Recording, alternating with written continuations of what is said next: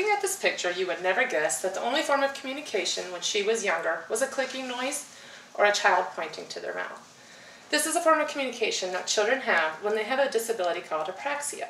According to the nationwide Children's Hospital, 1 to 10 children out of every 1,000 kids have this disability. I have a niece who was diagnosed with this disability when she was 3 years old. I had heard this form of communication from her. Apraxia is a disability that can be diagnosed with, but with testing and intense therapy, children will be able to talk and be ready for school. Let's learn a little about apraxia and what her family has done to help her, a girl with no communication, learn to talk. I want to take the time to teach you about apraxia and my association with this disability. What is apraxia and how can I relate to it? According to apraxiakids.org website, it states that apraxia is having the disability planning and producing the right movements of the tongue, lips, jaw, and palate that are necessary for producing speech. I have a niece who was diagnosed when she was 3 years old. When she was young, she would for a piece of candy, or she would for a drink of water. And she has 2 siblings, a brother named Layton and a sister named Alexis. Her form of communication to call Layton's name was way, and her form of communication to call Alexis was why. I want to take the time that Eastland, she could not speak, so her parents knew this was not right, so they needed to find a way to help her. Eastland was tested at Boys Town in Omaha, Nebraska. First, they made sure her ears were structurally okay and that she could hear.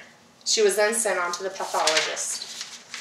At the pathologist, they all found out her interest, and her interest was babies, so they would try the commands. With commands, they asked her to go get her baby, feed her baby, and burp her baby. Eastland could easily follow all those commands. Next was word repetition. As we would find out, her favorite word was baby. Eastland could easily say the word baby. Could she repeat again? No. She would continue to say "baby," and then it would be something else. No form of repetition words were available. Then it was simple flashcards that we all take for granted. We'd hold up the word son, a picture of a girl or boy. Sometimes she could say him, but other times she had no clue of how that form of communication could be done. The book Childhood Apraxia of Speech Resource Guide truly explains how Eastland tested. Eastland has verbal apraxia, the inability to properly and consistently produce and sequence sounds and words. After a series of tests, the pathologist determined Eastland needed treatment. Treatments were and are still very intense, with a one-on-one pathologist 3 to 5 times a week, and also with just not the pathologist, her mother, Heidi Mullinex. Eastland would read a lot of books to her, and Heidi would read them to her also. As in, when Eastland read, it would be simple little words of repetition. And she would also do a lot of flashcards, of the simple flashcards of son, dog, girl, boy, and a lot of games like Guess Who.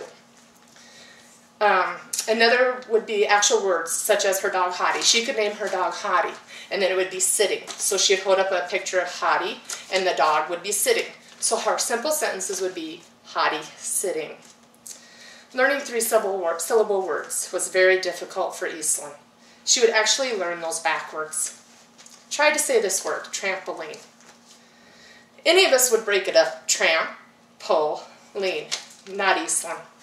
Eastland would learn it, lean, and then it would be Olean, and then she would say, tramp, Olean. Heidi stated that they worked on these words over and over till she learned how to decode 3-syllable words. Following intense therapy and repetition, Eastland was ready for school. Eastland attends a private school and is a normal setting in the classroom. She does have an IEP, and she has to work very hard at all her homework.